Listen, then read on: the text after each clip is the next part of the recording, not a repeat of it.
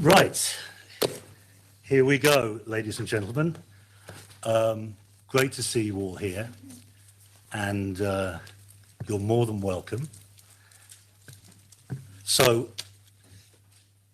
Europe wants to beat cancer. Let's do better together.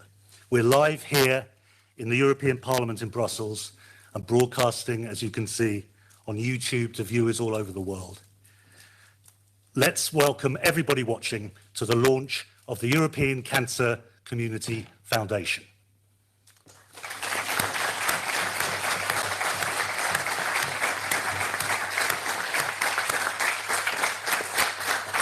I'm Mike Morrissey, and I'm here in Brussels with an invited audience of the great and the good of the European Cancer Community, representatives of our 42 member societies, our patient advisory committee, our focus topic networks, our young cancer professionals group. They're all here, and it's all thanks to Tomislav Sokol, MEP, that's hosting us for this event. Tomislav, thank you very much.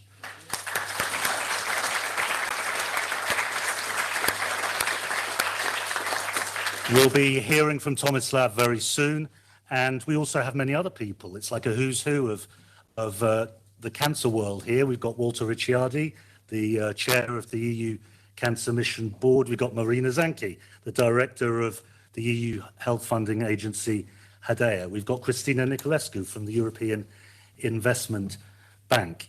You're all very welcome to this event, and we'll be catching up with a bunch of other people, and you know who you are, a bit later in this event. Now, one very special person actually, who can't be with us today is Commissioner Stella Kyriakides, who sadly had an unavoidable clash at the last minute, and I know is super disappointed about not being with us here today. Having said that, we're very grateful to Vice President Skinas for stepping in for Stella, and we'll be hearing from Margaritis very soon. But we don't want to miss this very special opportunity that we were going to take with Stella in the room, because I know many people from the European cancer community who are here feel very strongly that the contribution and the role that Stella Kyriakides has made to beating cancer in Europe has been incredible, not only in her time the last few years as EU Health Commissioner, but for many years when she was a leader in our community, a patient advocate, a cancer survivor. Now, I don't know whether Stella's watching live or whether she's going to catch up afterwards, but as one community, as one European cancer community, let's give this show of support and thanks to our friend and colleague, Commissioner Stella Kyriakides.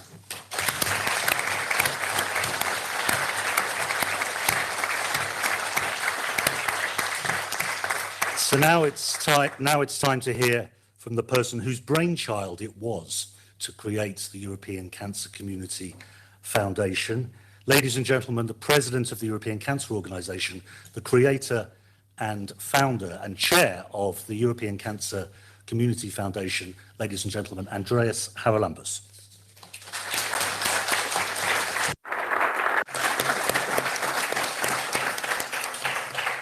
Thank you, Mike. And this is a very warm welcome to friends and colleagues for joining us tonight to what we consider to be as one of the milestones for the cancer community across Europe.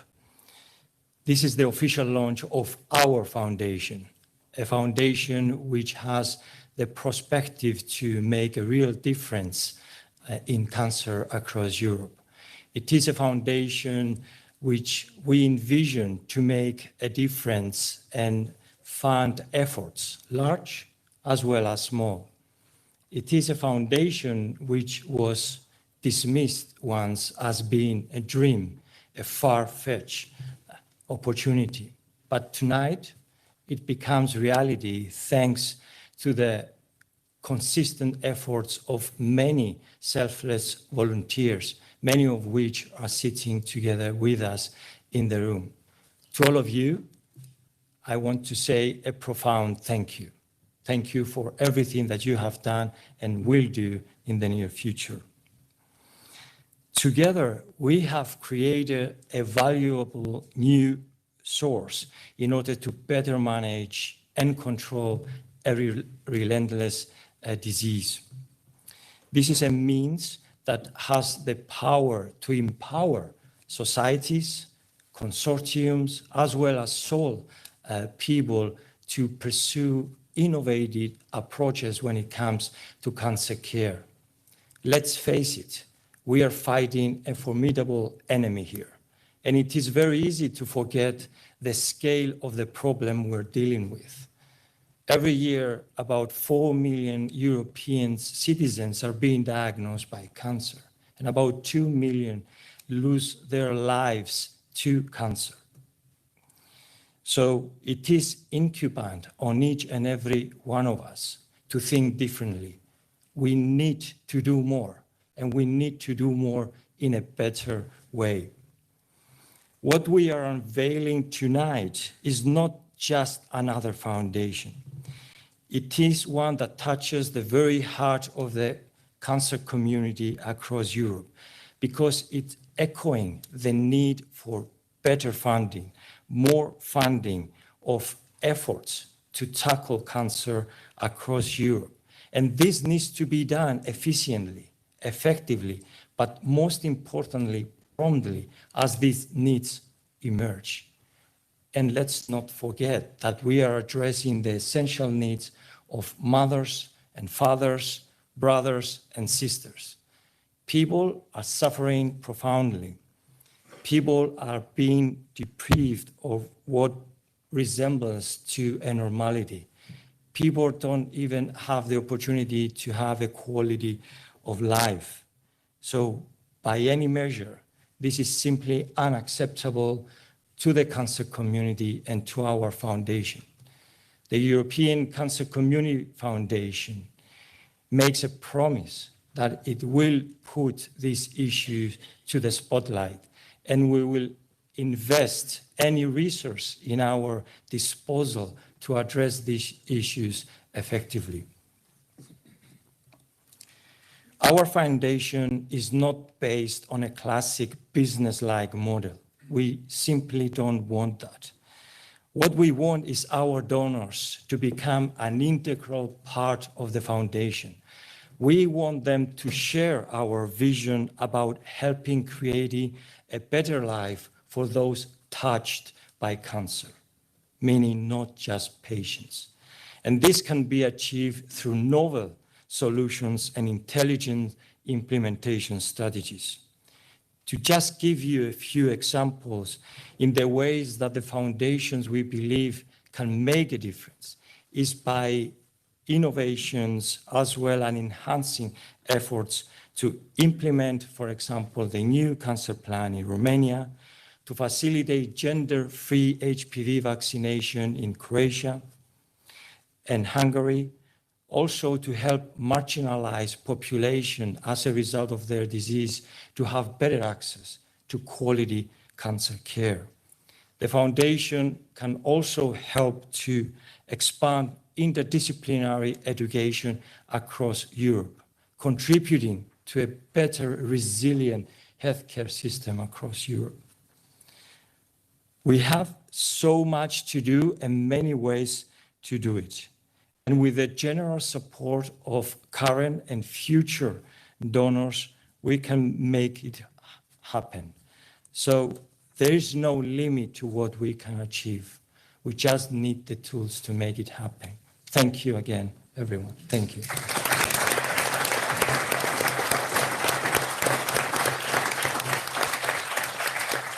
Okay, so now we're going to watch a video a little bit more about the foundation. You see that guy in the corner there named Eric in our team. This is the moment he's really excited about, because can he manage to play a video properly in the European Parliament? What do we think? We're all keeping our fingers crossed for Eric. Off you go, mates. Let's play this video. No pressure.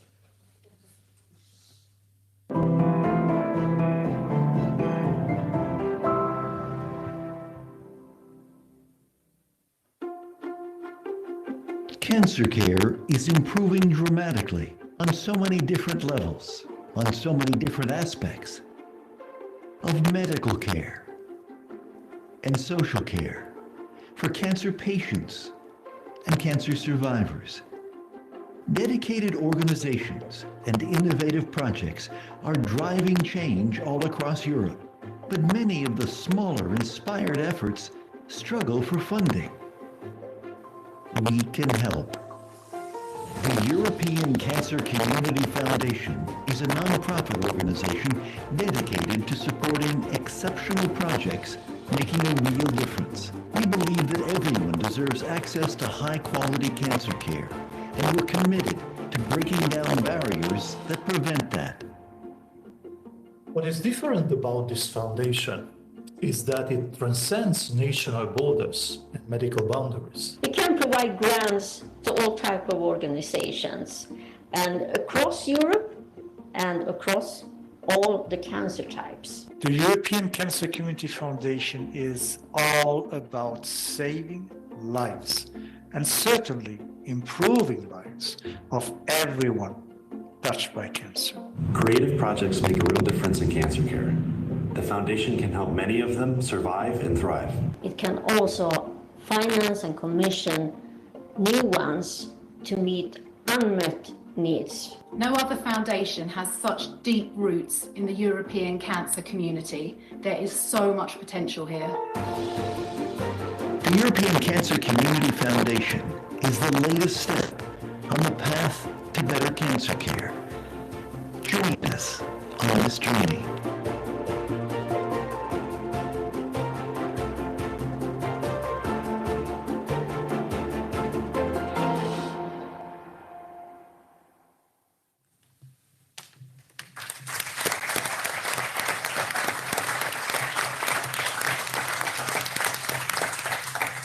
Well, that video gives you another perspective of our new foundation and how many things we can do together. As mentioned earlier, this foundation could not have happened without the support and encouragement of the European cancer community. Indeed, everything that we do requires an active participation of our member societies, patient groups, and focused topic networks. European Cancer Organization is indeed blessed to have so much generous input from so many sources. The cancer community has been privileged as it has witnessed the launch and ongoing implementation of the EU Cancer Plan, one of the biggest policy reforms ever to be launched by the Commission.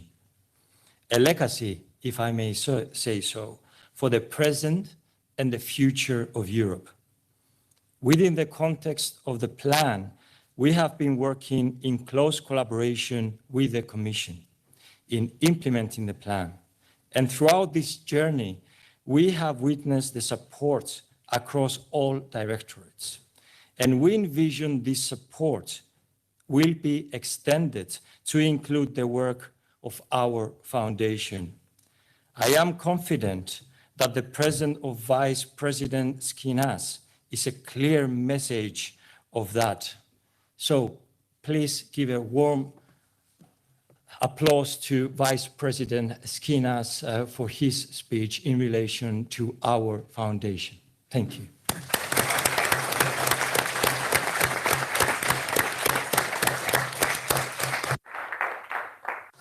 Good afternoon. It's always nice to get an applause even before opening one mouth.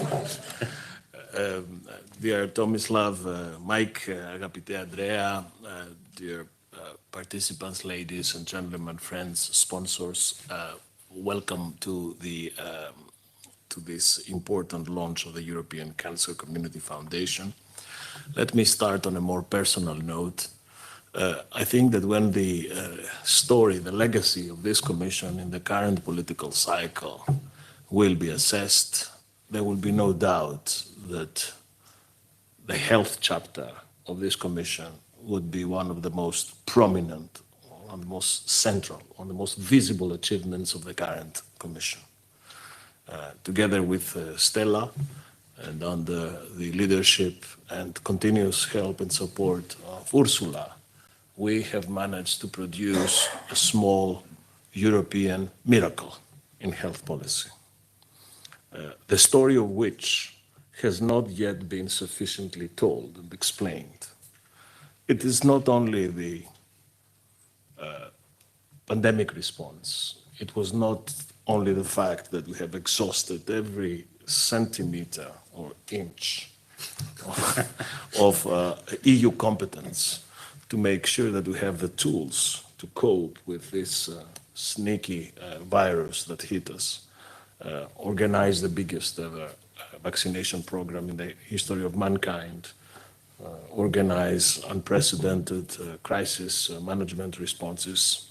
But also next to it, we have built something that at the time was an objective, now is emerging as a tangible reality, a true, a genuine EU health union, a European health union, an alignment of new planets that enrich the European capacity to cope with health threats and diseases. And I have been, it is known in European politics for over 30 years now, but I have never seen such a deep and intensive policy response on health policies was the case in the last 3 years and a half. And of course, at the heart of this effort was the symbolic but yet very substantial Europe Beating Cancer Plan, which is exactly built on this same principle of collaboration, working together as Europeans. A plan that was a holistic, comprehensive, very meaningful set of measures, policies, instruments to tackle cancer from prevention to early detection, treatment, to quality of life. And what we're doing today, the launch of the European Cancer Community Foundation, is yet another step in this effort. Our priority is to strengthen partnerships, build links across borders and between policy areas, and support stakeholders. In these past 3.5 years, the cancer plan, which we presented a few days before the pandemic hit us in February 2020, has gone from being just a blueprint for action to a set of concrete, tangible initiatives with significant, unprecedented EU investment. You all know the new Council recommendation on cancer screening, which was an important milestone for early detection, and I want to thank all of you for your support for this ambitious proposal. We are also determined to improve the quality of cancer care for everyone, and work has already started to establish the first EU network of comprehensive cancer centers by 2025, yet another ambitious and meaningful step. Our work also continues on the Code of Conduct on fair access to financial services for survivors, a well-known issue, but one that has not been tackled so far.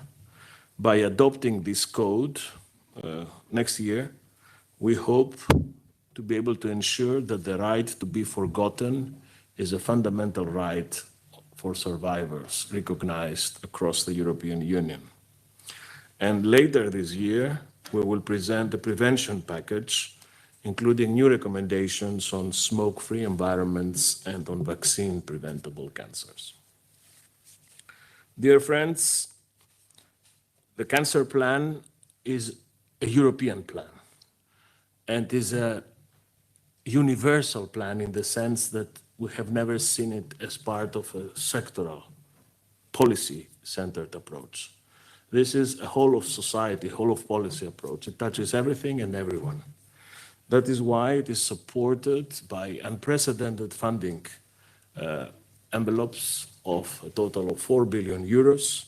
This includes, of course, funding from our new EU for Health program, another novelty in the European Health Union, which is itself the first ever, the largest ever EU investment in health, with a total budget of 5.3 billion and over 1.2 billion specifically earmarked for cancer. Just to appreciate the importance of this new instrument, EU for Health, I would like to refresh your memory and remind you that the previous health program, the one we found upon arrival, had a budget of merely 20 million euros.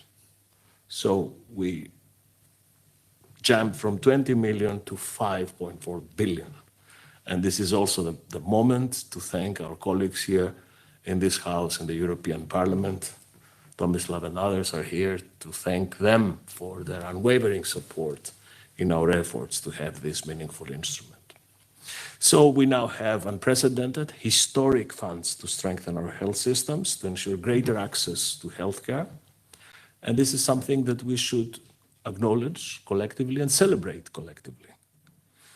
But I also understand that this fact comes with its own challenges, especially for smaller grassroots organizations, especially in relation to co-funding, which I know that this is an issue. It is important to stress that the co-funding rates have been set by the co-legislators. So it was not an arbitrary decision. It was part of the legislative process.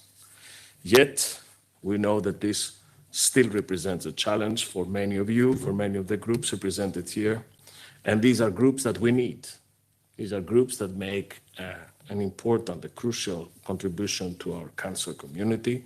They are the ones who are closest to patients. They give voice to their needs. So we need them with us. And that's why I think the new foundation, Mike, will be instrumental in providing this additional funding that can in turn contribute to providing their expertise as part of the overall cancer plan. But let's be honest, financial support is important, yet it is only one part of the solution. Our collective success will be built on knowledge, experience, expertise. And that's why we at the Commission, we regularly consult with stakeholders on the priorities and needs that these programs are meant to address, on the results achieved, and we have a permanent, fluid process of assessing those. Earlier this month, we organized such a stakeholder event. I was impressed when I was told that we had more than 400 participants, and I think this is important. So the European Cancer Organization will be a vital partner, a crucial partner. It already coordinates, as I'm sure you know, 3 projects under the EU for Health program, supporting interspecialty cancer training, empowering cancer survivors, and promoting vaccination against HPV cancers. So this is yet another moment to thank you specifically for your involvement and for your support. And let me say that the community's experience, networks, commitment to equality will go a long way towards ensuring that the new European Cancer Community Foundation we're launching today is also a resounding success. I have personally no doubt that it will help us improve the levels of all those affected by the disease. And I have no doubt that it will also help us improve access to high-quality care for all, no matter who they are, no matter where they live in Europe, and no matter, regardless of their socioeconomic condition, no matter their age, no matter their background. That's what I like to call the European way of life, the European model of society, what brings us together and what makes us a beacon of light and hope in a very unsafe and uncertain world. Thank you again. Congratulations. Keep up the good work.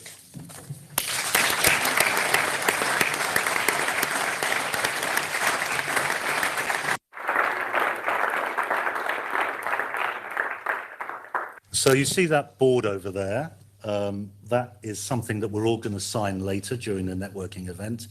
Margaritis was very generous with his time today, and he and Andreas are going to go and sign it first. Guys, if you want to go off, and then we thank Margaritis for being here. Ladies and gentlemen, the Vice President of the European Commission, Margaritis Schinas.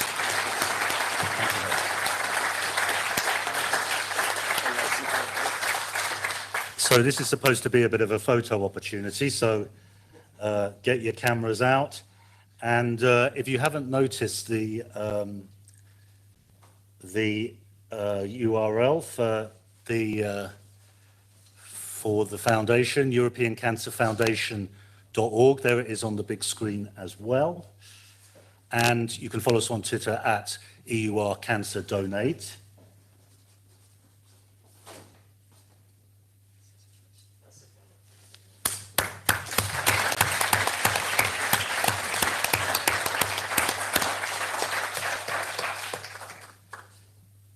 Thanks very much. Thank you.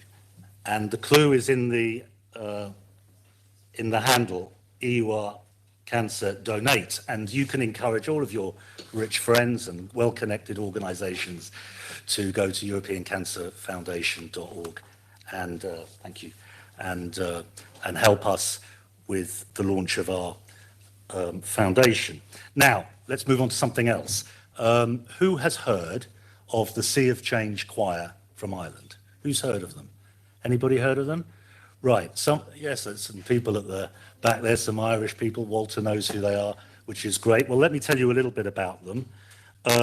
Sea of Change Choir is a group of cancer survivors and supporters, and they won a few years ago, there they are, they won the TV show Ireland's Got Talent, and they have been singing at very important events, including the launch of the consultation, I think it was, of the Beating Cancer Plan. Amazing women. When we contacted them to see if they could help us with the launch of the foundation, they were super generous with their time. They put together an amazing production. They say their biggest ever production. So let's hear from them now. Let's go to Dee Featherstone, who's been instrumental of working with Anna in our team in putting this video together. Hello from the Sea of Change Choir. We are Ireland's cancer choir. Our choir started at our annual Strip and Dip charity event for childhood cancer. To date, we have raised nearly 1.2 million euros for childhood cancer. With this, we have purchased a respite house for families dealing with cancer. Oh, and by the way, we also have a golden buzzer and we've 2 Guinness World Records in our pockets. The choir are huge supporters of the European Cancer Community Foundation, and we wish you all the best for your launch, and we hope to see you soon. This is our very special song, written by Ollie Cole for the choir. So let's do better together.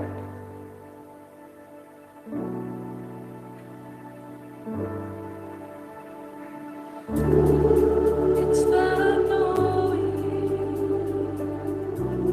together we can do anything. It's the letting go of everything. It's the fighting.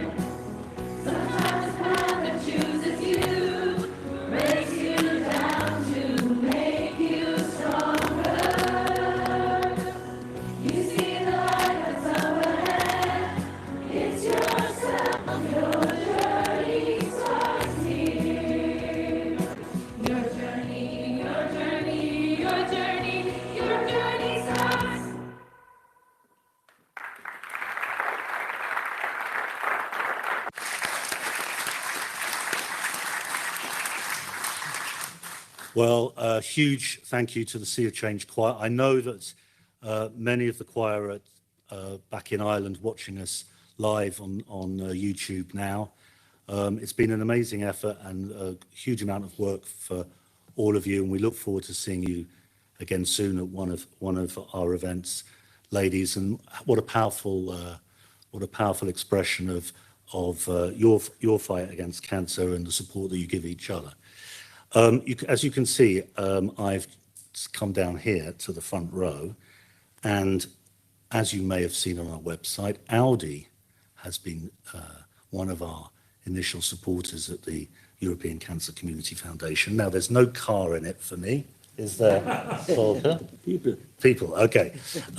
So I'm here with two guys who are very interesting, who I met recently. One is Waldemar, one is Volker. He's the boss. Let's talk to him second. Waldemar, tell us about you, mate. Yes, thank you, Mike. Thank you, Mike, and good evening, everyone. My name is Waldemar Jakunin. I'm 34 years old, and I'm living since 6 years here in Brussels after signing a contract with Audi.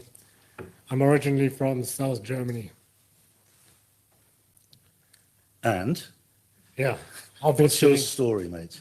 So I'm here because I am a cancer patient myself, and my journey started during the Christmas holidays of 2021. I was visiting my family there in my Bavarian hometown when my mother, who happens to be a doctor herself, noticed that I have a persistent cough.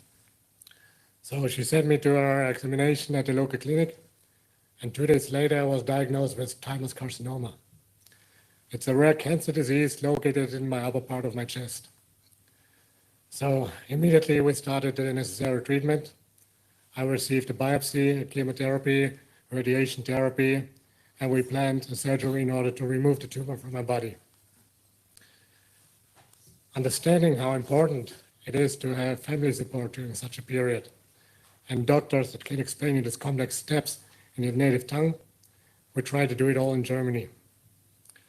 And knowing about the EU directive for cross-border healthcare, we didn't expect it to be an issue. However, it was. We didn't had permission from my insurance in Belgium, and we had to relocate my treatment from Germany to Belgium. Luckily, I found good doctors there immediately, and we could proceed with the therapy and with the surgery just as planned. Unfortunately, I was living there alone and without any supervision. So nevertheless, the operation went well, and I recovered in the following months. After an 8 months break now from work, I even decided to go back to office. The first scans showed promising results, and we had new hope for the future. Sadly, this took a turn only 4 months later, when a follow-up scan showed a reoccurrence of cancer in my lungs. So my life expectation shrink down to less than 10 years from now on.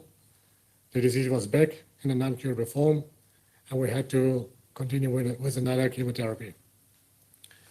Immediately, I reached out to several experts across Europe to have a broader perspective of this and a second opinion on the case. Also, on the network of the European Cancer Organization, it helped me a lot here. And after numerous discussions with the experts, more and more experts advised me to see if there's any possibility of undergoing an immunotherapy instead. Unfortunately for the thymus carcinoma, this is not funded yet in Europe.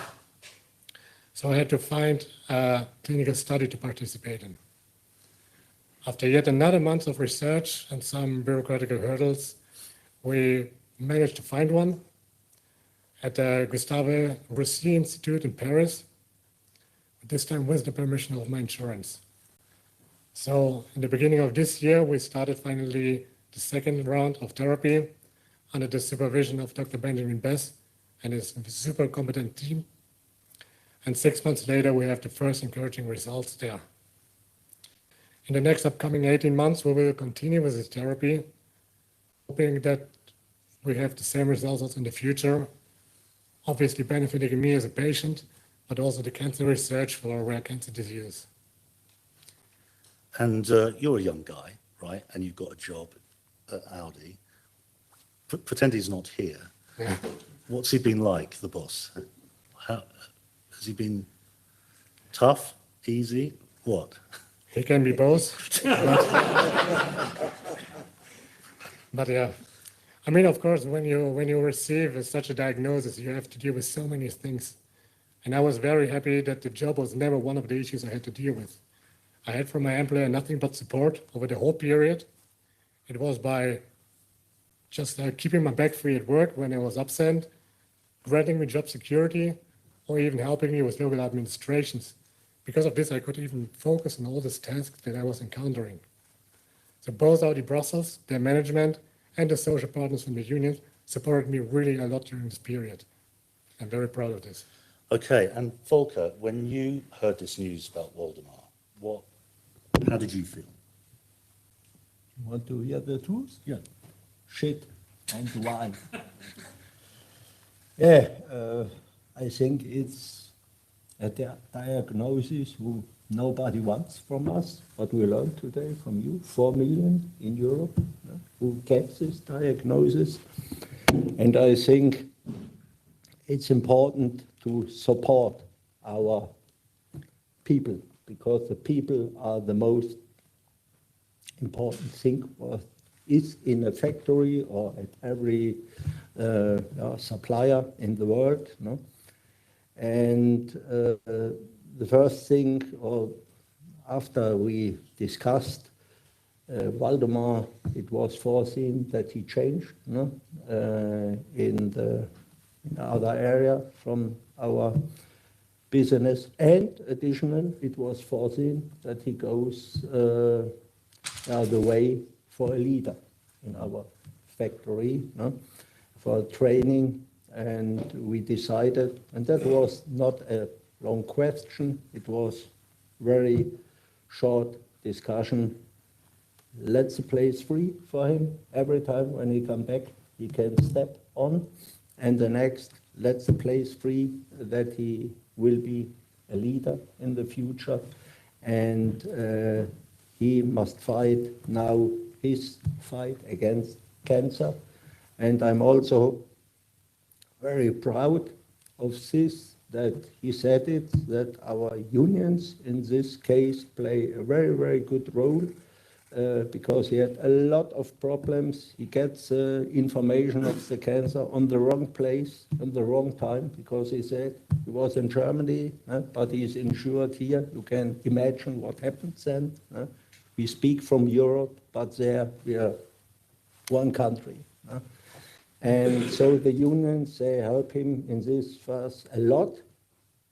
And then when the second diagnosis came for him again, he was working in this time at Volkswagen, and then it was again some people, where are they? Where are they? Stand up. Not so shy, stand up. Yeah, they help him again. And it was a nice situation. One day before Christmas time, I get a call from this gentleman that we found a place for him in Paris, and that he can go in it. And so I'm very proud. And it's teamwork, how we called it, in the factory. Thank you, guys. And Volker, I think many people in the room will know stories that are not like this, right? Where employers are not supportive of people who've got cancer and say, well, bad luck kind of thing. What advice would you give to other employers in the same situation who find that one of their team is suffering from cancer? Yeah, to give your people, because the people are the most important things. Technical things you can buy everywhere. The people are the difference which makes a company. And give your people the support also in hard times like this, cancer, and because it can happen with everybody from us. And I think everybody from us wants, if he got this message, support. And then we don't must wait, just do it, give our people this support. And I hope we can help today with this message also some other people who maybe get today the message you have cancer. Thank you. Well, I'm sure you all agree that's a great message. What's all this about you getting married now? Where's your fiancée? She's not far from here. Huh? She's not far from here, sitting behind us. Ah, hello. Well, listen, I'm sure we wish Waldemar and Malak, his fiancée, all the best. And I'm sure we all want to thank Audi for their leadership and their example of how to work with cancer patients and their loved ones and in the workplace. We know it's not as common as it should be. And of course, Waldemar, we wish you all the best. Thank you very much for sharing.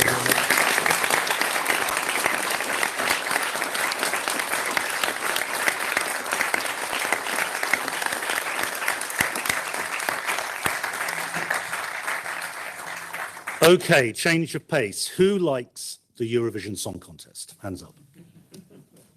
Oh, Matty doesn't. Chaba does. Chaba loves the Eurovision. I'm not surprised about that. Who else likes the Eurovision Song Contest? Oh, we got it. Fedra. I'm not surprised about that. Okay, Reto. I'm surprised about that. Kathy, you like the Eurovision? Do you want to put your mic on and tell us about it? Even at your age, what are you talking about? Yeah, I do. I really enjoy it. And I love the Belgian entry. And I thought it was really great. Musically, it was terrific. The presentation was wonderful. And also, it's a very hopeful song. And actually, a bit of a secret, but don't tell anybody. I thought it was so great. I actually got up and danced. And I haven't danced in the 11 years since my son died from a brain tumor. So to me, it was a really meaningful entry.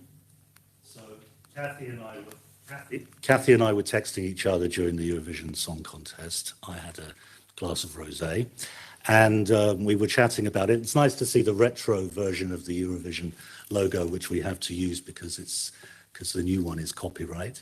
But Kathy and I, yeah, exactly.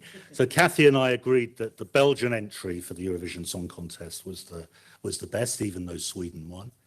And so what we did was we contacted Gustav, and there he is, and said we were starting a foundation, and he's given us this short video. Over to Gustav's video.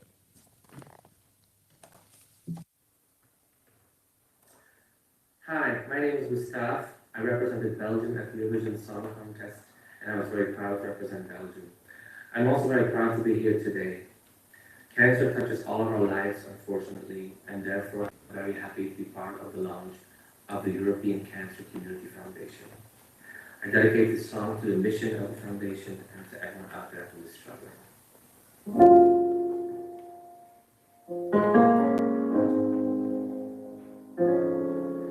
And when the world got me going crazy, I carry on, 'cause I know I'm strong. When the world got me going crazy, I carry on, and it's all because of you. I'll carry on, despite of the things they said and done. They'll never kill this fire. Your love will take me higher. So because of you. And when the world got me going crazy, I carry on, 'cause I know I'm strong. When the world got me going crazy, I carry on, and it's all because of you.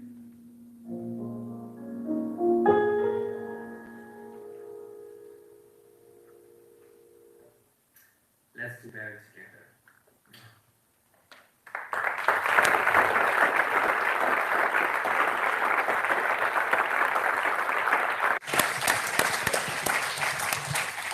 And Kathy, she has promised that she'll dance again in the networking event, so we're looking forward to that.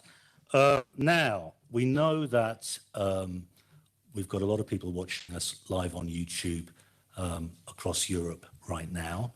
But there's someone who knows YouTube a lot better than I do, and than all of you do. It's Matthew Santoro, who we contacted a few weeks ago. Matthew's from Canada. He's a YouTuber. Let's see if you understand any of this. He's a YouTuber. He's a Twitch streamer and creator. And he told me that he raises money for charity on a monthly basis. So we're looking forward to hearing more about that. He's come specially from Canada to Brussels to be here for the launch of the European Cancer Community Foundation. Ladies and gentlemen, please welcome YouTube sensation Matthew Santoro.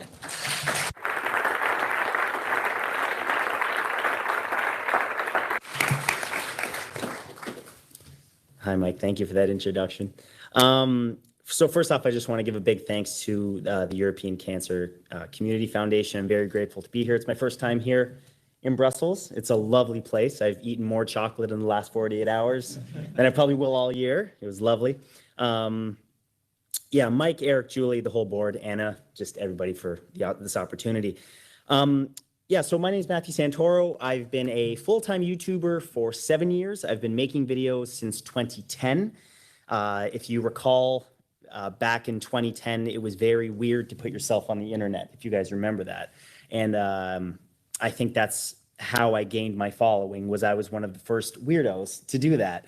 I actually have a background in accounting, which is probably not something anyone would guess. I have a Master of Accountancy degree, and now I make funny videos on the internet. So life can change very quickly. But speaking to that, life can also change very quickly in a negative way. And I myself have had members of my own family who have been affected by cancer, survived, and some that haven't. So this is an initiative that's very close to my heart, and I'm very proud to be a part of it. As Mike mentioned, this year in particular, in previous years, I've raised money for various charities, but this year in particular, I really took stock of life and thought, I've been very blessed in my life, and I want to start making charity a bigger part of my brand in what I do on the internet. This year, we've raised tens of thousands of dollars for various charities such as the Canadian Cancer Society, the Breast Cancer Research Foundation in the United States, and now I'm proud to say this foundation is a part of that journey. So when I get home, I'll be making videos and such, promoting, donating to the organization, the foundation. And like I said, it's just an honor and a privilege to be a part of this. A lot of what we've talked about today has been very inspiring. You're absolutely going to beat it, so I'll be praying for you. And, the ladies that we heard from earlier, and it's just, it's very inspiring to hear these things. And yeah, really just, like I said, I'm very proud to be a part of it. And I can't wait to get home and help add Europe, this beautiful place, to my collection of things that I work with already. So, well, thank you, Matthew. Matthew's going to be.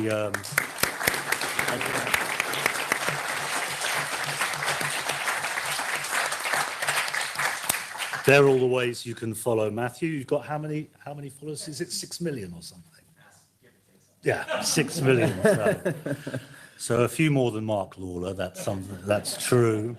But yeah, thanks for your support, Matthew. It's been really great, and I'm sure many of you are looking forward to meeting Matthew in the networking reception. So, look, we couldn't have done this launch inside the European Parliament without the support of Tomislav Sokol, MEP. As you know, Tomislav is one of the leading MEPs working on cancer and health generally, strong supporter of the European Cancer Community, and a member of our national and European Parliamentarians for Cancer Action Group. So listen, Tomislav and your right-hand man, Philip, we really appreciate everything you've done to make today happen. Ladies and gentlemen, let's hear from Tomislav Sokol, MEP.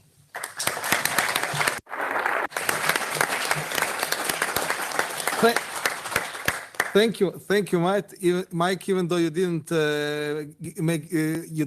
give me any favor, because it will be very hard to be as interesting as people who spoke before me, right? So because I'm a politician, so it's kind of in terms of being interested, it goes downhill from now on.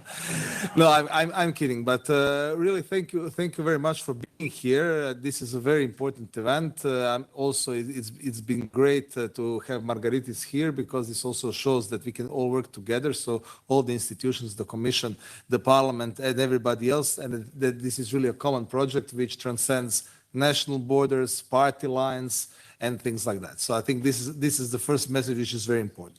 I think the second key point that I wanted to make, which Margaritis already did, is that health has become an EU priority, and this, of course, Europe's Beating Cancer Plan as one of the flagships, maybe even the most important one. So this has not been the case before. So before COVID, before Europe's Beating Cancer Plan, health was always a marginal topic in the Brussels bubble. But now the situation has completely reversed. What is important is that we keep the momentum going, so that we do not focus other issues completely, but that this health issue, beating cancer, but other health issues as well, remain as one of the most important European policies. On the budget, what was mentioned, yes, Margaritis mentioned that now we have 5.3 billion. That's 12 times more than in the previous budgetary period. But we wanted more, actually. European Parliament wanted 9.3 billion. But it was the member states, the council, who in the end stopped us or prevented us from going so far, and then they reduced it to 5.3. But still, it's an enormous achievement. It's an enormous improvement when compared to what we had before. So the most important initiatives that have already been started, which is a good thing, because this shows us that Europe's Beating Cancer Plan has not been just a plan, strategy. We have tons of strategies which are not implemented, but that it's really being implemented. So we have all the rules on prevention and the changes that Commission will introduce. We have the new investments into screening, the screening recommendations. We have the cancer inequalities registry, which I think has not been mentioned so far, but this is very important. So because if you want to make policy decisions across Europe, we have to see and know the situation. So we need to have comparable data and see in which country situation is worse, in which country situation is better, what are the underlying causes for this, and what we have to do to improve the situation.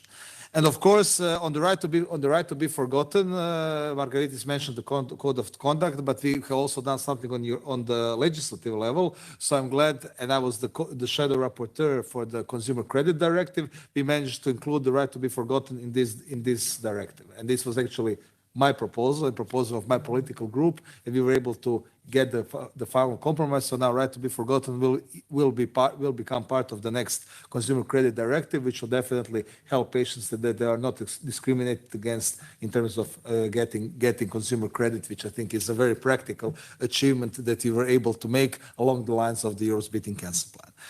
So what do we need to do in the future? So as I already said, keep the momentum going, keep the focus, keep the interest of the community, of the political institutions, of the media. And what is very important is that we have initiatives like this. Major issue which remains to be resolved is the inequalities. So if you have 20 or 25 or even 30% bigger chances of dying from cancer if you live in country A and compared to country B, that means that Europe still has a long way to go. And this problem cannot be resolved by member states themselves. They need European help. And I think that EU can do a lot in terms of funding, in terms of better helping member states organize the system in a better way, but definitely this help is needed. Also, health workforce. We have a problem of health workforce, especially in Eastern Europe. We have lack of doctors, we have lack of nurses, and Europe needs to step in more thoroughly and more strongly so that this problem is resolved. Also, cross-border care. So actually, this was the topic of my PhD at K11. So this is an important topic for me. And yes, we need a reform of this legislation. We put the call for this in the Beating Cancer Committee special report, the BECA committee, where we said, because this piece of legislation is very complicated. It's not just the directive; it's also the Social Security Coordination Regulation. And if you want to know what your rights are, you need to be an expert in European health law. and not a lot of people are. So we definitely need much clearer rules, especially on reimbursement, on prior authorization. We need to strengthen the role of the European reference networks. But the crucial thing is also that the one thing that we advocated also in the European Parliament in the Becker report, the so-called right to second opinion. That it's not one expert in one member state who tells you that better treatment is available at home or that foreign treatment is not recognized or something like that, but you actually get the best expert advice from all over Europe, and then on basis of this, you make that the final decision is made. So, or in other words, that we don't look what is the best available treatment in one country, but that we really look throughout Europe, because many treatments are available in, let's say, Germany, but not in Bulgaria or Croatia, and definitely we need to look European Union as a whole. So we need much clearer rules, much more transparent rules. We need clearer and stronger and better procedures to implement this right. And of course, we need this overall European approach, taking into account what is best available treatment anywhere in the EU. So we'll have to work on that. We'll have to streamline and make these rules much better. But this is something that the European Parliament definitely wants. And to sum up, so I think these events are very important. As Margaritis and the others said, we need to work together. I think also it's important to include not to base everything only on the public initiative, public institutions. We also need private initiatives. We need the collaboration from all stakeholders. And I think that initiatives like this, like European Cancer Community Foundation, are the best possible tool how to achieve that. So that we really will all work together, so that we are not in boxes, but that really both the public institutions, the donors, the organizations like the ECO really can do a lot if they all work together.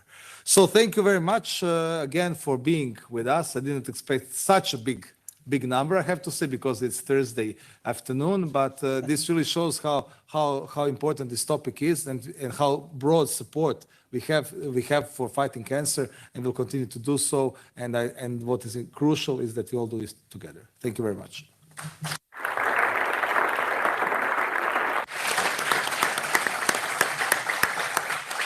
Thank you, Tomislav. Well, we've heard from a few cancer patients, cancer survivors already today, and I guess facing cancer in any circumstances is terrible, but facing cancer in the circumstances of war is a completely different story. And we are humbled to be joined by Anna Uzlova, who leads with her colleague Inessa the Inspiration Family Ukrainian patient organization, cancer patient organization, based in Kyiv. And Anna's come here to share with us the launch of the European Cancer Community Foundation. We've been working closely with Inspiration Family since the start of the war, ECO, but also many patient organizations, many other organizations working collaboratively. The work that Anna and her team did in evacuating cancer patients in the early weeks and months of the war was incredible, including to neighboring countries, including to the west of Ukraine to safety. And it shows the power of the community when you have that kind of situation in a war. I think we all saw that during the immediate aftermath to when the war started in Ukraine. So let's hear, ladies and gentlemen, from the leader of the Inspiration Family patient organization in Ukraine, Anna Uzlova.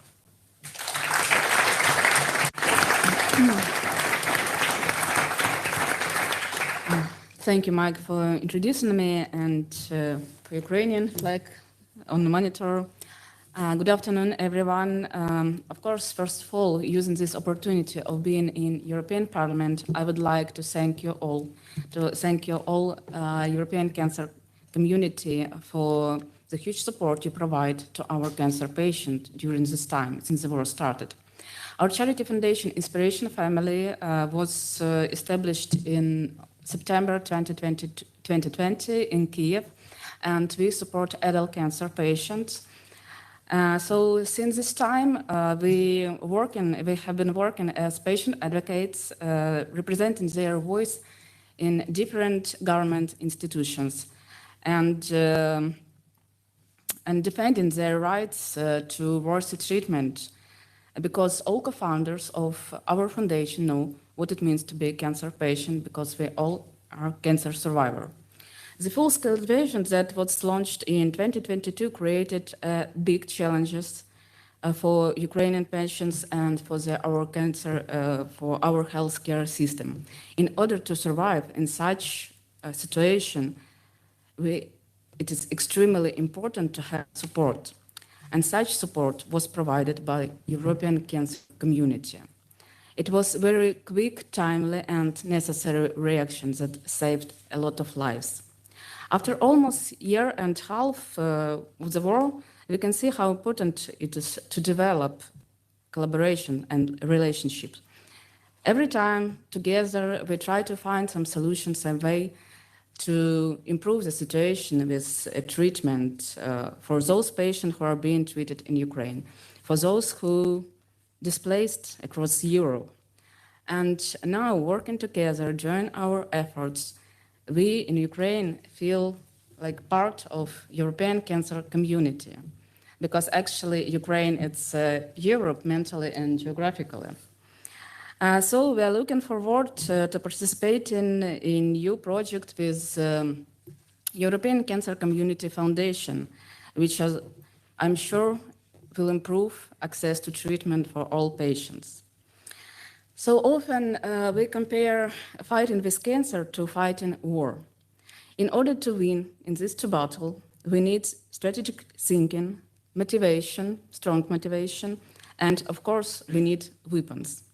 And now we all know that weapons, it is not only a gun, but also information, collaboration, and of course partnerships. So no doubt that this new foundation become another reliable weapon against cancer. So we believe that Ukraine will win. We believe in our victory. We believe in our future. And we, of course, believe that cancer will be curable, because we are not alone in this battle. Thank you so much.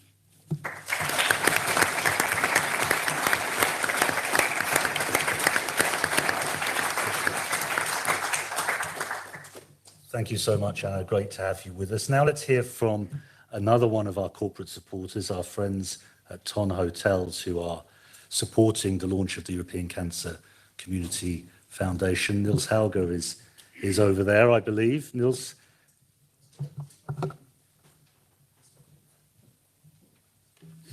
Sorry. Thank you, Mike, for the introduction. It's a very important day today. It's the launch of the European Cancer Association, and it's a very important day also for our company.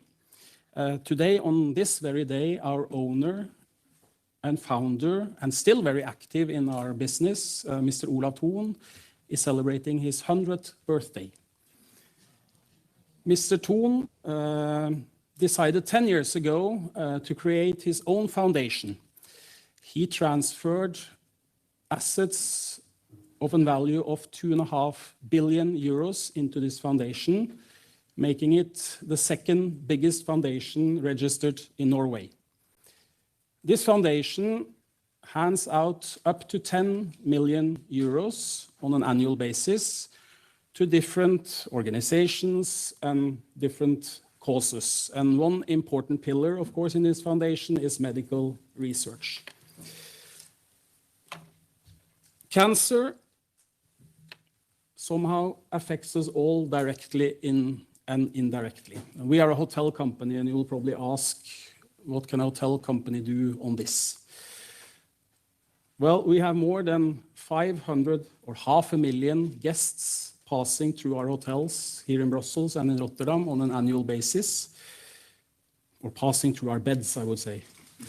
And we would like to give our guests a possibility to make a difference.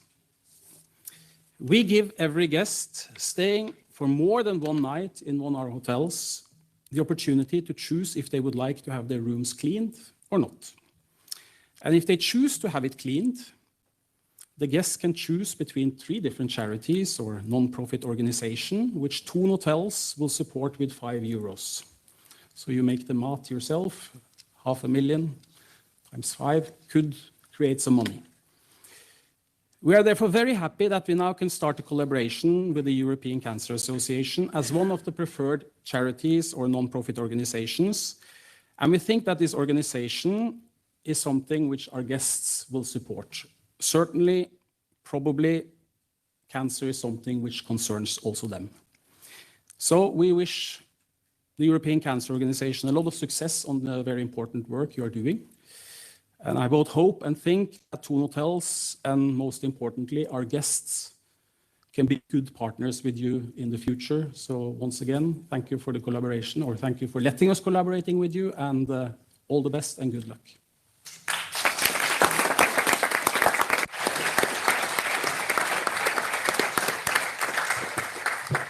Thanks very much indeed, Niels. We'll be staying at lots of Thon Hotel nights for ECO trips, at least, for sure. Now let's hear from our Patient Advisory Committee. Kathy Oliver is one of the co-chairs of that. And of course, one of the funding inequalities that we've seen over many years is with patient organizations and organizations for caregivers as well.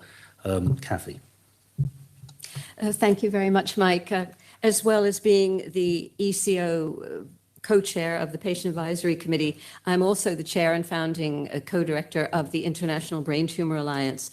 I am not a doctor and I'm not a politician, but I used to be a freelance journalist until 2004, when I was catapulted from being a wife, a mother, and a journalist to something I never thought would enter my life. I became a cancer patient advocate because my then 24-year-old son, Colin, was diagnosed with a brain tumor. And we were sitting in a tiny room in a London hospital when news of Colin's brain tumor was given to us. But to be perfectly honest, we felt like we were sitting on a planet in outer space. We felt like travelers in some kind of strange world and surreal world. We didn't speak the language of medicine. We didn't know how to get from A to B. We had no map, no compass, no anchor to steady us on this totally unexpected journey. But I think most of all, we were filled with fear and dread of the unknown road ahead. So we turned to a brain tumor patient organization. And I can truly say that the information, the support, and the encouragement that that organization gave us was utterly crucial in not only our son Colin's survival, but the survival of the whole family, because cancer is a family disease, and particularly in brain tumors where the caregivers and the family have to be so supportive. But patient organizations don't only provide information and support to cancer patients. We can help plug the gaps in healthcare services. We promote the importance of clinical trials and actively contribute, actually, to their design and their implementation. We engage with policymakers at the European Commission on vital matters such as the Europe Speeding Cancer Plan, survivorship, health inequalities, and health literacy. And of course, we are also advisors to crucial entities like the European Cancer Organization and national and international medical societies. We also participate as patient advocates in the work of regulatory and reimbursement agencies. And we do all of this so that the patient perspective is strongly heard and the patient voice is always there and integrated into every facet of the cancer journey.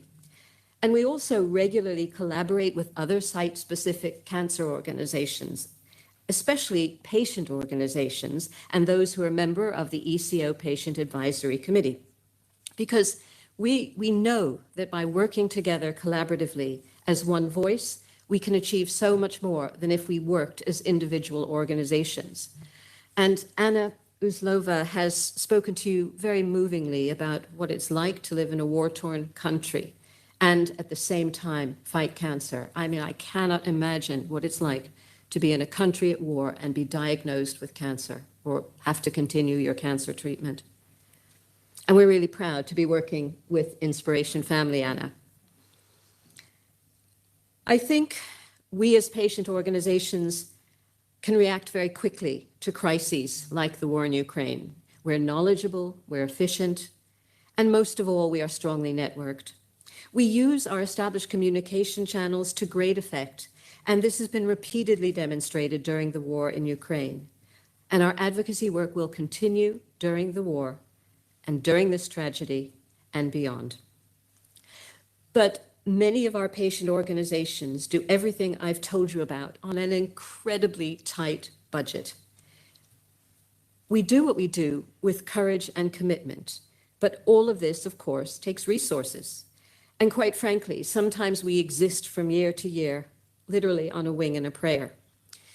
So we hope, Mike, Andreas, that this new groundbreaking foundation, the European Cancer Community Foundation, will not only help to support crucial patient organization projects across Europe in times of war and in times of peace, but that the foundation will bring new, renewed hope to the communities of European cancer patients, their families, and their loved ones, who we as patient organizations represent. So we wish you all the very best for a successful launch today, and of course, many, many years of a successful foundation. And thank you very much for allowing me to say how proud I am to be a part of that.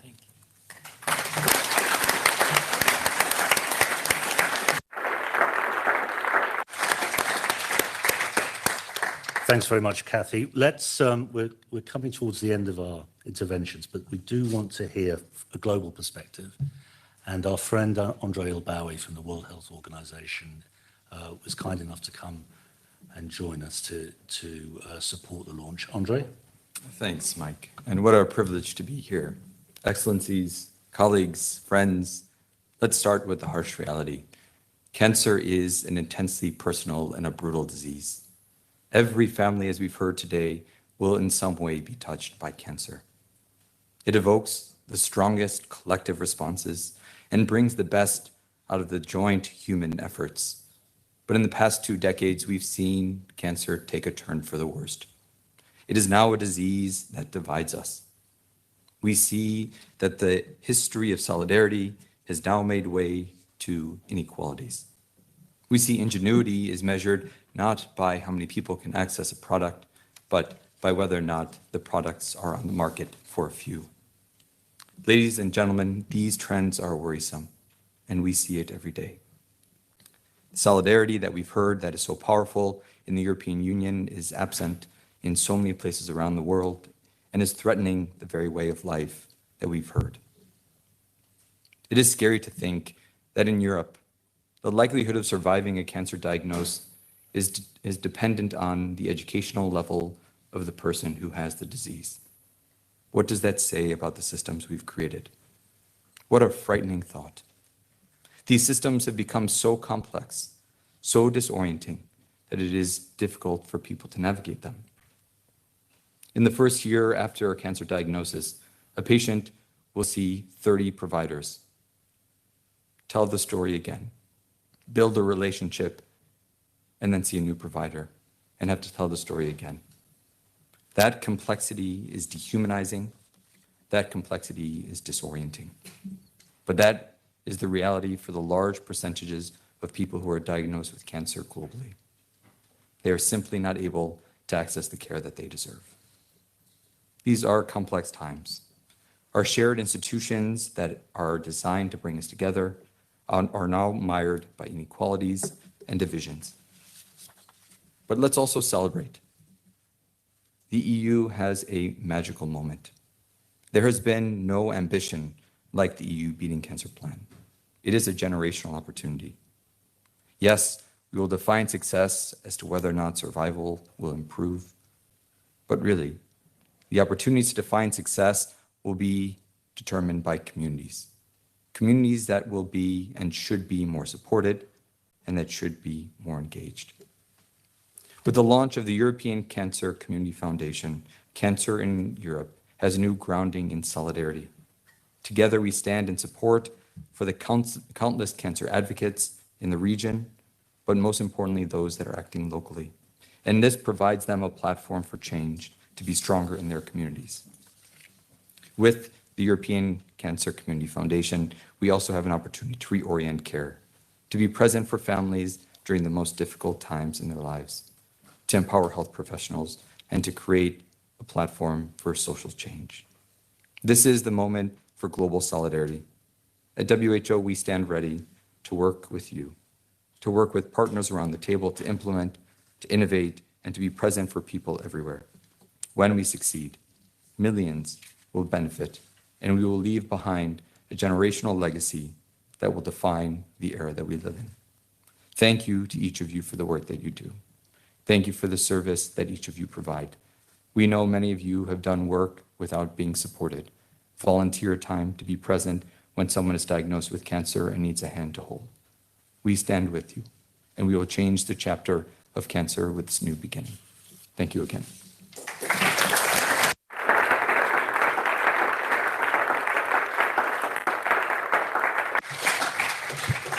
Thanks very much, Andre. Well, when we were putting this event together, we were overwhelmed by the support that we had from the whole of the oncology community. Anna mentioned about how strong the community's been in difficult times recently. And not everybody's great at making a video, but lots of people gave it a go. You might even spot some famous people or some well-known people or semi-famous people, whatever you want to call them, in this little montage. We want to, while that is playing, we want to thank Tomislav for hosting us today. And I know you're going to sign the board with Andreas, but let's have a look at this video from all corners of the European cancer community.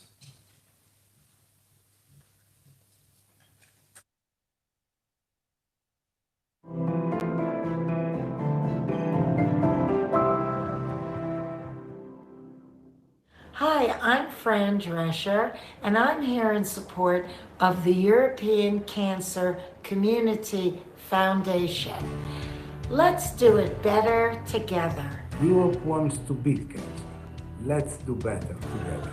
Faisons mieux ensemble. Let's do better together. Давайте зробимо краще разом. This foundation has incredible potential to help those affected by cancer, regardless of who they are or how much they have on their bank account. Let's do better together. Let's do better together. Samen zijn we sterk. Hello everyone. Now more than ever, it is of the utmost importance to unite politicians and the scientific community in this common battle against cancer. And I stand here as your ally in this journey. Let's do better together. Let's do it better together. Zajedno možemo poveći. Let's do better together. Juntos lo haremos mejor. Zajedno zaista možemo bolje. This new foundation can help organizations working towards eliminating HPV cancer across Europe. Let's do better together. Our foundation is rooted in multi-professionalism. We will support projects and initiatives that will benefit patients with cancer or cancer survivors. Let's do better together. Lasst uns gemeinsam besser machen. Together, we are going to do it better. In disease as cancer, there shouldn't be borders. This foundation is vital in bringing together equity, inclusiveness, and all the opportunities which will make significant difference to cancer care with current and future projects. Laten we het samen beter doen. Let's do better together. Faisons mieux ensemble. Europe wants to beat cancer. Let's do better together. Let's do better together. Let's do better together. Please allocate your resources towards the foundation like I did. Let's do better together.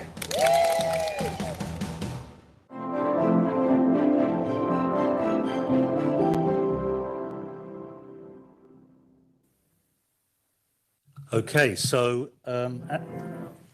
okay, nice one, Eric. Andreas, would you like to close? Thanks, Mike. It's really overwhelming what we are experiencing today in the launch of our foundation. I would like to thank Tomislav and Vice President Skinas for their support, all of you who made the journey to be here. I would also like to thank the people behind the scenes, the ECO team, who puts everything together, Mike, for moderating. And for closing this launch, what we have done here today is that we really opened our hearts. We shared our vision and dream in terms of the foundation. So let it be that you become the ambassadors of this foundation across Europe. Let's walk this journey together, doing better together and doing more together. Because together we can and we will. Thank you.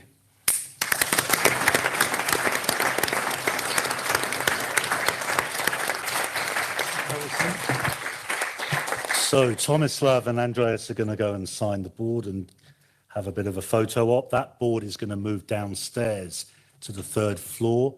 We're going to follow the jazz to the drinks on the 3rd floor. So the team is going to show you the way to the networking reception, and you'll be able to sign the board as well. Listen, thanks everybody for doing this and being here. Really appreciate it. See you downstairs. Thanks everybody.